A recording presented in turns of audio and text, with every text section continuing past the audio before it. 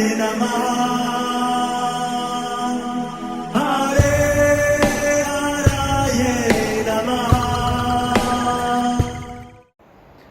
हरे कृष्णा जी, बहुत बहुत धन्यवाद आप सभी का ज्वाइन करने के लिए। तो आज का जो प्रोग्राम है वह हम लोग पद्म पुराण की 18 कथाएं हैं जो कि श्रीमद् भगवद गीता का जो महत्व है वो बताती है, जिसको बोलते हैं गीता महात्म्य।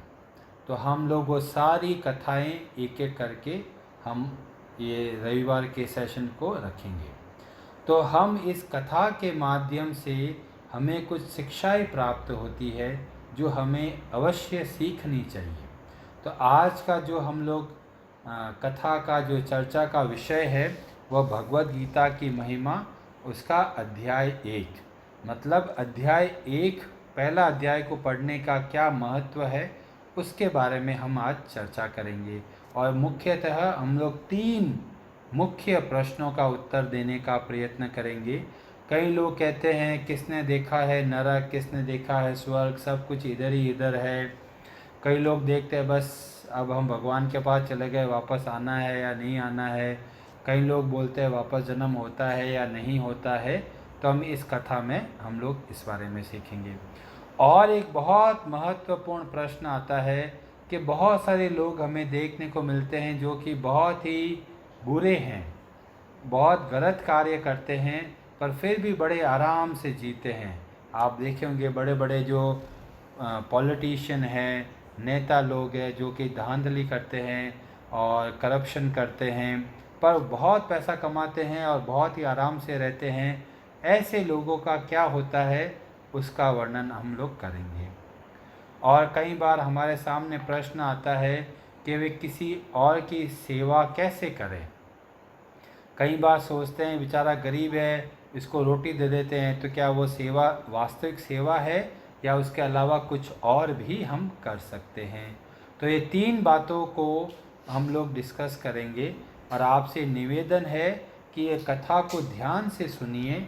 इसमें जो जो आपको सीखने योग्य बात नज़र आए उसको आप नोट कीजिए, एक पेपर पे लिख दीजिए, याद रखिए। और जब ये कथा ख़त्म होगी तब आप अपना बता सकते हो कि इस कथा से हमने क्या सीखा।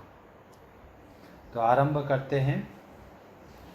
तो इस पूरे जो खंड को बोलते हैं गीता महात्म्य, जो कि पद्म पुराण के अंतर्गत आता है।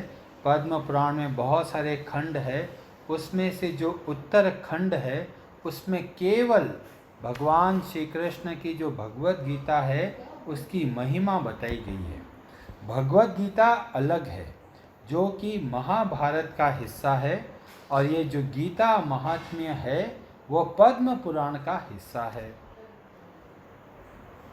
तो इसमें आरंभ में कैसे होता है, देवी पार्वती जी पूछते हैं भगवान शिव से कि आप भगवान श्री हरि के बारे में बताइए, स्पेशली जो भगवद गीता का अध्ययन करता है, भगवद गीता को अच्छे से समझने का प्रयत्न करता है, उनकी क्या गति होती है और वो उनको क्या लाभ प्राप्त होता है।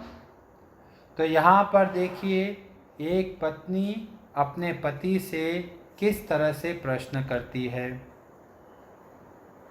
तो हमें ये शिक्षा मिलती है कि जो पति हो वो भगवान का भक्त हो, भगवान की भक्ति के लिए प्रयत्न करे।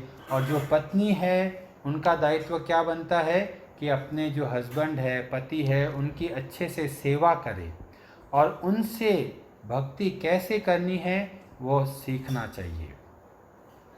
तो पार्वती जी ने प्रश्न किया भगवान शिव जी से कि आप हमें भगवान श्री हरि की भगवद गीता की जो महिमा है उसको बताइए। और भगवान शिव क्या कर रहे हैं, भगवान शिव बोलते हैं यही प्रश्न लक्ष्मी जी ने भगवान विष्णु से किया था, तो वही बात मैं तुम्हें वापस बता रहा हूँ। तो यहाँ पे क्या है, कथा के अंदर कथा, उसके अंदर एक और कथा, उसके अंदर एक और कथा आती है। तो कहने का तात्पर्य है कि हमारे जितने भी शास्त्र है वो सारे प्रश्न और उत्तर पे आधारित है। और प्रश्न कब आता है? जब कोई जिज्ञासा होती है, कुछ सीखने की इच्छा होती है। सीखने की इच्छा नहीं होगी तो हमारे अंदर प्रश्न भी नहीं आएंगे। और प्रश्न कई बार आते हैं तो कई बार ऐसे प्रश्न आते हैं जो दूसरे को नीचा दिखाना चाहते हैं, पर खुद सीखना नहीं चाहते। प्रश्न बहुत तरह के करते हैं, पर वास्तव में प्रश्न वही काम आएगा जिससे जो प्रश्न करने वाला है उसको क्या लाभ प्राप्त हुआ। तो यहाँ पर देवी पार्वती जी ने प्रश्न किया, भगवान शिव उनको बात को समझे और फिर भगवान शिव एक और कथा बता रहे हैं जिसमें कि लक्ष्मी जी यही प्रश्न करती है भगवान विष्णु से कि भगवत गीता पढ़ने का महत्व क्या है। बहुत सारे लोग सदियों से सुनते आ रहे भगवत गीता पढ़नी चाहिए, भगवत गीता पढ़नी चाहिए, पर क्यों पढ़नी चाहिए? तो उसकी महिमा हम लोग आज ये डिस्कशन कर रहे हैं। तो यहाँ पर भगवान विष्णु बोले लक्ष्मी जी को कि भाई आप जो बहुत ही अच्छा प्रश्न किया है तो उसके बारे में मैं आपको बताता हूँ। कथा बहुत ही सिंपल है पर इसके अंदर बहुत सारे ज्ञान की बातें छिपी हुई है। तो आप अपना जो ज्ञान चक्षु है उसको खोल के रखिए, नहीं तो बहुत सारी कथाएं आपने सुनी है उससे आपको क्या लाभ होगा वह पता नहीं चलेगा। तो इसलिए बहुत आवश्यक है कि इससे हमें क्या सीखने को मिलता है वो पता करना बहुत आवश्यक है। तो भगवान विष्णु बताना आरंभ करते हैं और बताते हैं कि एक ब्राह्मण थे जिसका नाम था सुशर्मा। ये जो सुशर्मा ब्राह्मण थे वो थे ब्राह्मण पर व्यवहार में बहुत ही कुटिल और सारा आचरण बहुत ही गलत। आजकल आप लोगों ने देखा होगा आज के ब्राह्मण कैसे होते हैं, आज के पंडित कैसे होते हैं, पता है आपको? जगन्नाथपुरी जाओगे तो वहाँ पता चलेगा, अरे ये लोग तो कितना धक्का मुक्की करते हैं, बुरा व्यवहार करते हैं। ऐसे ही ये सुशर्मा जो ब्राह्मण थे, नाम के ही ब्राह्मण थे पर आचरण से ब्राह्मण जैसा कोई भी गुण नहीं था, सब गलत कार्य करते थे। आजकल तो ब्राह्मण क्या होता है, एक 5 रुपये का धागा लगाते हैं, लो जी बन गए ब्राह्मण। पर भगवत गीता के अनुसार ब्राह्मण बहुत उच्च कोटि के व्यक्ति होते हैं, उनका आचरण बहुत ही भगवान के प्रति समर्पण वाला होता है, दिखावटी ब्राह्मण नहीं। वास्तविक ब्राह्मण की परिभाषा में भगवान ने बहुत सारे गुण बताए, जब ये गुण है उसी को ब्राह्मण बोलेंगे। और भगवान ने भगवत गीता में भी बोला है कि जो जन्म से ब्राह्मण होते हैं वो वास्तव में ब्राह्मण नहीं हैं। ब्राह्मण अपने कर्मों से और अपने आचरण से बनते हैं। तो उसके लिए जैसे कई बार होता है डॉक्टर का बेटा डॉक्टर नहीं, कोई ज़रूरी नहीं है। डॉक्टर बनने के लिए क्या है, प्रयत्न करना पड़ता है, मेहनत करना पड़ता है, पढ़ाई करना पड़ेगा, तब जाके डॉक्टर का बेटा डॉक्टर बन कहलाएगा। ऐसे ही ब्राह्मण का बेटा ब्राह्मण तभी कहलाता है जब ब्राह्मण के जो गुण, जो आचरण को अपने जीवन में उतारता है। पर ये जो सुशर्मा जो ब्राह्मण था उसके अंदर कोई भी ब्राह्मण का आचरण नहीं था, सारे गलत कार्य किए, नशा करना, मांस मच्छी अंडा खाना, इस तरह से पूरा भ्रष्ट जो ब्राह्मण था वैसा था। पर अपने पुराने पुण्य कर्मों के प्रभाव से क्या था, बहुत आरामदायक रहता था। गलत काम पूरे किए उसने पर उसके जीवन में दुख नहीं आया। तो हमारे आंखों के सामने भी हम लोग देखते हैं बहुत सारे लोग ऐसे होते हैं जो दूर से तो लगता है अरे ये तो बहुत बुरा व्यक्ति है, पर देखो जीवन में तो आनंद ही आनंद है उसके। तो सुशर्मा के जीवन से हमें पता चलता है कि आगे क्या होता है। सुशर्मा ने पूरा जीवन गलत कार्य करने के लिए लगाया, कुछ काफ़ी समय बीत जाने पर एक बार वो जंगल गया सामान लाने के लिए, और वहाँ पर एक भयंकर सर्प सांप ने उसको डस दिया और उसके पूरे बॉडी में जहर फैलने लगा, और जहर फैलने की वजह से वो उसकी मृत्यु हुई। अब सीधा यमदूत उसको पकड़ के लेके गए यमराज की नगरी में, और वहाँ पर चित्रगुप्त जी ने सारा बही खाता निकाल के बता दिया, इसने ये गलत कार्य किया, इसने पड़ोस से ऐसा किया, इधर यहाँ किया, वहाँ किया, सारा का सारा बही खाता निकाला। यमराज ने बोला, देखो भाई, तुमने बहुत गलत कार्य किए अपने जीवन काल में, तुम्हें शास्त्रों का ज्ञान होते हुए भी तुमने गलत कार्य किए हैं, इसलिए तुम्हें नरक में जाकर और अपने जो बुरे कर्मों का फल है वह भोगना पड़ेगा। तो ये सुशर्मा बहुत लंबे समय तक भयंकर नरक में जाता है, वहाँ बहुत पीड़ा और दुख को प्राप्त कर कर पुनः बाकी जो पाप किए हैं उसकी वजह से वह एक बैल बन के आता है इस धरती पर। वो बैल बन के आ गया, तो जो बैल हुआ उसको एक व्यापारी खरीद लेता है और उसको बहुत बहुत सारा सामान खींचना पड़ता है। तो हम लोग कभी कभी देखते हैं कि वाह वाह, जो लोग बुरे लोग हैं वो तो कितने आराम से जीवन बिताया और शरीर छोड़ के चले गए, पर ये नहीं पता कि शरीर छोड़ने के बाद में क्या बीतती है उनके ऊपर। तो हमें अपने आँखों पर उतना भरोसा नहीं कर सकते, तो बोलते हैं शास्त्र के चक्षु के द्वारा देखना चाहिए कि जब भी कोई व्यक्ति गलत कार्य करता है तो उसको परिणाम अवश्य मिलता है। ये मत सोचिए कि बस ये जन्म ही अंतिम जन्म है। बहुत सारे लोग अपने कर्मों की वजह से, अच्छे या बुरे परिणाम की वजह से अलग अलग जन्म में शरीर को प्राप्त करते हैं। तो यहाँ पे सुशर्मा जी को क्या मिला? एक बैल का शरीर, और बड़ा बड़ा बोझा उठा के, और व्यापारी उसके ऊपर बहुत सामान लेके जाता था। एक बार वो व्यापारी ने क्या किया, उस बैल के ऊपर बहुत भारी सामान रख दिया और मार मार के इसको धक्का मार के आगे लेके जा रहा था, और बेचारा जो बैल था बड़ा भूखा प्यासा, गर्मी और बुरा हाल हो गया, उतना वजन उसके ऊपर। और फाइनली क्या हुआ, थोड़ा दूर चलने के बाद में वो बैल गिरकर बेहोश हो गया। जैसे ही बेहोश हुआ, आसपास के लोग थे, उन्होंने देखा कि बेचारा बैल गिर के बेहोश हो गया है, शायद मर भी सकता है। तो सब लोगों ने क्या किया, अपना थोड़ा थोड़ा पुण्य दिया। लोगों जो भी थे उन्होंने बोला कि भाई मैं जितना भी पुण्य किया है उसका एक हिस्सा इस बैल को प्राप्त हो। किसी ने बोला कि भाई मैंने जो भी पुण्य किया उसका एक हिस्सा इसको प्राप्त हो। इस तरह से जो भी आसपास के लोग थे उन्होंने दया करके उस बैल को कुछ पुण्य दिया।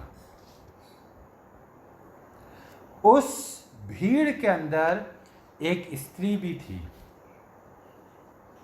वो स्त्री पहले बहुत बुरी स्त्री थी, उसने कभी कोई अच्छे कार्य नहीं किए।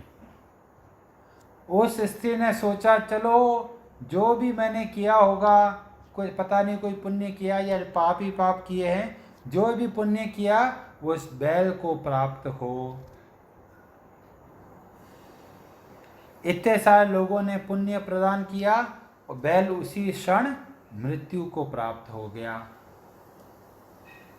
वो बैल का जो जीव है उसको वापस यमराज की नगरी लेके गए। यमराज ने हिसाब किताब देखा कि भाई तुमने अपने कर्मों का फल तो पाया है और कर्मों का फल पाना है, पर तुम्हें किसी ने पुण्य प्रदान किया है और उस पुण्य के प्रभाव से अब तुम्हें और जानवर का शरीर प्राप्त नहीं होगा, तुम्हें एक उत्तम कुल में जन्म लोगे। तो वो सुशर्मा जो कि बैल बन चुका था, वो पूछता है कि भाई किसने ऐसा किया। कि वो एक स्त्री थी, उस स्त्री ने बोला था जो भी मेरा पुण्य हो वो उस बैल को मिले। उस स्त्री के जो पुण्य था उसके प्रभाव से तुम्हें सद्गति प्राप्त हुई है। तुम जानवर का शरीर प्राप्त करने वाले थे, जानवर का शरीर अब प्राप्त नहीं करोगे, तुम एक उच्च कुल के ब्राह्मण के घर में जन्म लोगे।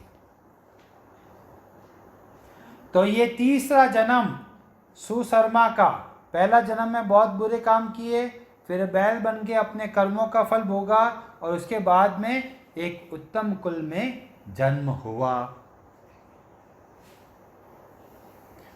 अब वो जो सुशर्मा था उसको याद है कि मैंने पहले गलत कार्य किए थे, मैंने इतना दुख पाया नरक में, फिर मैं बैल बन के इतना दुखी रहा, फिर उस जो एक युवती स्त्री थी उसने ऐसा क्या पुण्य दिया मेरे को जो मेरे को इतना एक जानवर का शरीर प्राप्त होने की जगह मुझे एक उच्च कुल में जन्म प्राप्त हुआ।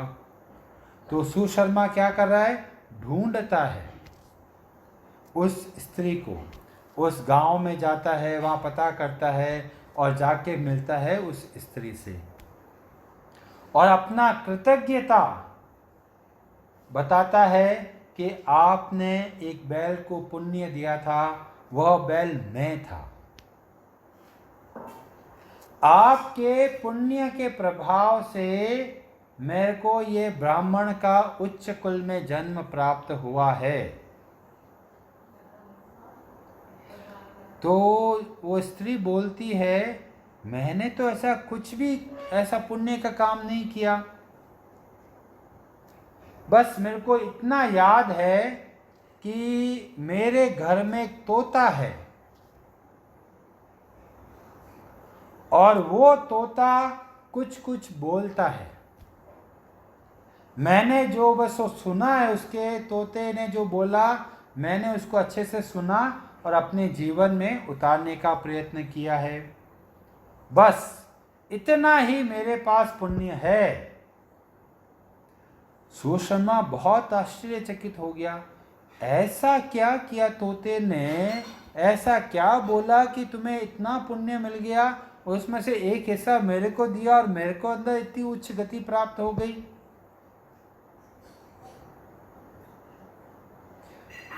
तो दोनों, वो स्त्री और सुशर्मा उस तोते से पूछते हैं कि तोता तुम बताओ कि तुम क्या जप करते हो।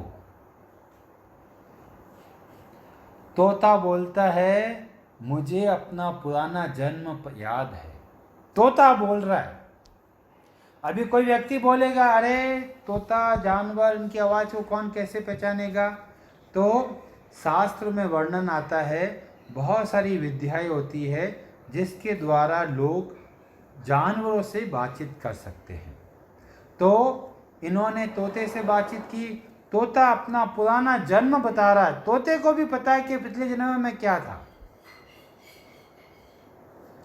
वो तोता बोल रहा है कि पिछले जन्म में मैं एक बहुत विद्वान ब्राह्मण था,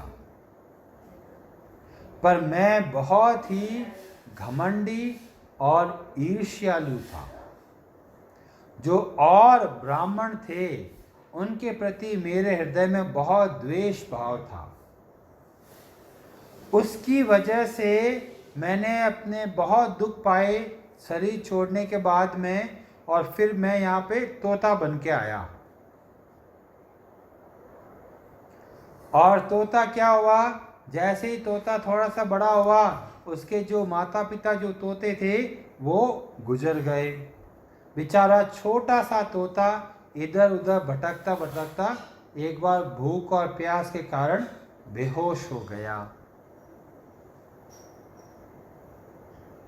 उस वक्त वहाँ से एक संत महात्मा निकल रहे थे। तो उन्होंने देखा कि बेचारा तोता बड़ा भूखा और बेहोश हो गया है, तो उस तोते को अपने घर में लेके आ गए।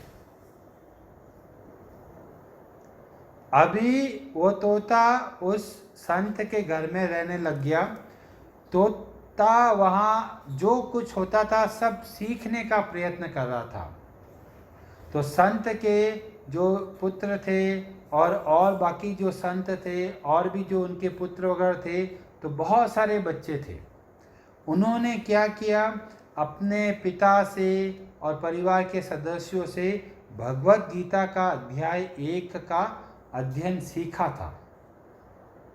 मतलब संत महात्माओं ने क्या किया, अपने जो परिजन है उनको भगवत गीता के बारे में बताया और बच्चों को बोला कि आप सब बहुत अच्छे तरीके से ये भगवत गीता का अध्ययन करो। तो बच्चे लोग रोज कंठस्थ करते थे, रोज याद करते थे, और तोता उनको सुन सुन के वो सारा का सारा भगवत गीता का अध्याय 1 याद कर दिया। तो अभी वो तोता बोल रहा है कि वो सारा ज्ञान उस संत महात्मा के बच्चों की कृपा से मैंने भगवत गीता सीखी है। तो यहाँ पर हम लोग बहुत सारी बातें हैं जो सीख सकते हैं, पर मैं बताऊंगा नहीं, मैं आपसे पूछूंगा। फिर तोता बताता है कि वहाँ पर कुछ समय बाद में चोर आया और उस चोर ने क्या किया, मेरे को चुरा लिया और मार्केट में बेचने के लिए चला गया, और ये जो स्त्री है उसने पैसा देके मेरे को खरीद लिया। तो अभी मैं तोता बोल रहा है, अभी मैं बोलता हूँ वो भगवत गीता का अध्याय 1 है, और उसकी केवल अध्ययन के माध्यम से कितने लोगों का उद्धार हुआ है, कि कैसे कैसे उद्धार हुआ। सुशर्मा को उच्च कुल में प्राप्त हो गया, जो स्त्री जो बुरे व्यवहार की थी उसका हृदय परिवर्तन हो गया, और मैं खुद भगवत गीता का बोल बोल के मैं खुद इतना ज्ञान प्राप्त हो गया मेरे को, कि मेरे को पिछले जन्म में क्या हुआ था वह भी मुझे पता है। तो इस तरह से फिर तीनों के तीनों बहुत ही अच्छे तरीके से भगवत गीता का अध्ययन करते हुए सीधा भगवान श्री कृष्ण के गोलोक वृंदावन को प्राप्त होते हैं। इस तरह से अध्याय 1 की महिमा ये पद्म पुराण में वर्णन हुआ। तो ये कथा यहाँ पे खत्म हो जाती है। हरे कृष्णा जी।